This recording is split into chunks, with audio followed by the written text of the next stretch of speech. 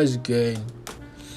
Alright, so Pixar's Cars trilogy, in my opinion, is kind of close to a cinematic spectacle. Now, hold with me for a second. It's definitely not a life-changing series of films. I'll agree with you on that. But I think it definitely evolves with each edition of film that they create. Warning. This video is a circle jerk appreciation post for the Cars trilogy. It is in no way Big Hustle 1's favorite trilogy, nor his favorite Pixar film. Big Hustle 1 is not responsible for possible obsessions with the Cars universe after this video, nor does he care. I do want to talk about the first car film. So, Cars 1. You know what I'm saying? Cars 1 is an easy classic. I mean, you probably underestimate this film because you saw it when you were little or something like that. You don't really remember it that well. Let me tell you something. I've seen this film probably 10, somewhere in the teen times.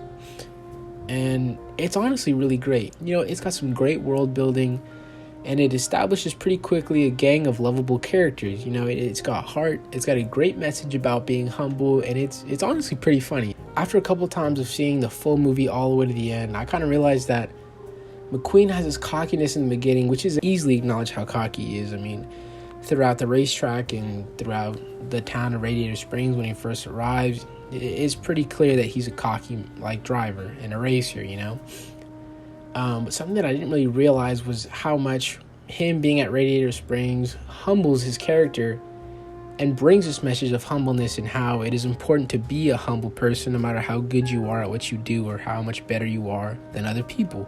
In McQueen's case, especially at the end here when, he saves that blue car from crashing instead of winning the Piston Cup or whatever. It really shows the humbleness. And I think, now that I'm realizing it, I think his time at Radiator Springs allowed him to gather this humbleness and realize that it's not always about winning. It's about being a good person, which is cheesy, but that's a great message for little kids and a great message in general. It's kind of one of those movies you can watch as an adult and still enjoy it for what it is. So that's already the first film masterpiece. You get me? All right, now let's keep going. Cars 2. Honestly, okay. I've only seen the first Cars, and when I started watching the second Cars after a couple times, I was like, this film is already way better than the first Cars. No doubt. I mean, you got Mater, all right. Not the best character. He's funny at times. He says a couple dumb lines, and honestly, they get me. I chuckle. I'm not going to lie. But I really thought it was the best Cars film. I mean, you got British Spies, which, you got 007, it's a great example. Great films, you know what I'm saying? So British Spies in general, it's like, yo, sign me up, dog. You got the Alfred from fucking Batman. He's in the movie. And, you got a dumb character like Mater unknowingly becoming an international spy. That's fun to watch because he doesn't even know what's going on. That's good stuff, you know what I'm saying? You got that dude from The Big Lebowski, and he counters as an Italian racer to Lightning McQueen. That's great stuff right there. I loved the clashing between them, you know what I'm saying? The way the two characters clash is funny, you know what? And I think McQueen interacting with the Italian character and the Italian character just, fucking with them, that's just funny. I liked it. I thought it was funny. And I think that's what really made it, in my head, a better film. You know what I'm saying? You got Tokyo scenes, which I don't know about you, but I'm obsessed with Japanese stuff and Tokyo. So, you start one of the first few scenes in Tokyo. Yo, I'm in Tokyo Cars, in the Cars world. Yo, sign me up. I'm fucking down. You know what I'm saying? But, the more I watch the film, in comparison to the first Cars, I was like, it's fun for a good while in comparison to the first Cars. It's easier to watch. At the end of the second film of Cars, it's just not as enjoyable to watch. I mean, I love the second Cars film, but when you get to, the Great Britain part, I honestly clock out. I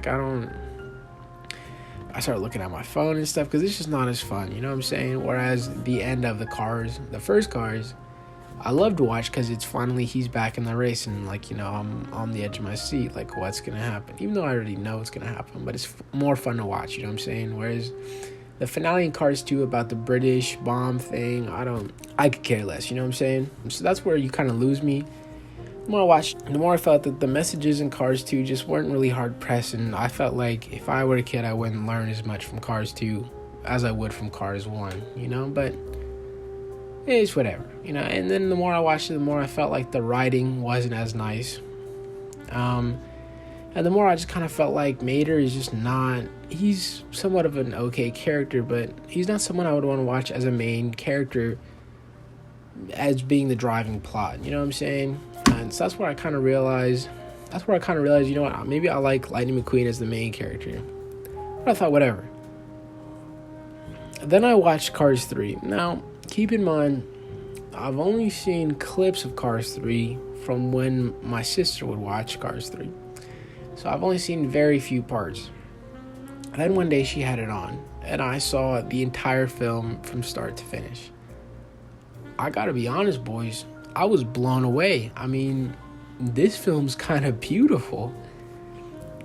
Something about it, I think the way it really portrays, nostalgia and emotions and the change of times and the differences between generations. I mean, I'm not saying it's like a prophet film, you know what I'm saying, or like a masterpiece, but damn, this film is not bad and doesn't get enough acknowledgement. A friend actually told me, you're tripping if you think Cars 2 is better than Cars 3. And I said, I've only seen clips of Cars 3, but I think you're tripping. And honestly, I take those words back, because I think Cars 3 is the best film out of the trilogy. Now, hold up.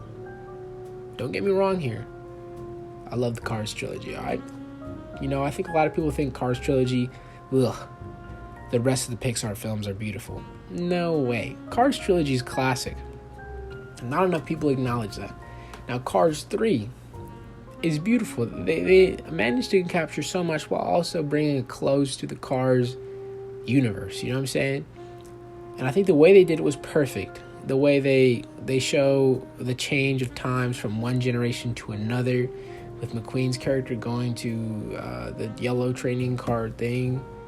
You know what? When I heard that was going to happen in the film, I was thinking, I don't want to watch the film. I already know what's going to happen. Sounds lame. No, thank you. Then I saw it happen, and I really learned to love this yellow training car thing. I forget, Cruz, I think her name is. And, I really loved to learn her character. And then when I saw that she became the next McQueen, I loved that scene. Something about it was just like, yes, become 65 or whatever the number is. I think it is 65. And it just felt so emotional. It felt so emotional. I don't know. I really, I almost felt like crying, and I'm not crazy emotional either. So to watch that film and feel like crying, and get those goosebumps, those chills when she takes in McQueen's place, that's hard for me to feel. So to feel that when watching the film, I thought, damn, this is it right here, baby. Let me tell you something. If you have not seen Cars 3, get on Netflix and hop on that shit, boy. Now, if you haven't been crazy about the Cars trilogy and you're not sure, let me tell you, you're probably gonna want to watch Cars 3. You've at least loved the first film. Let me tell you.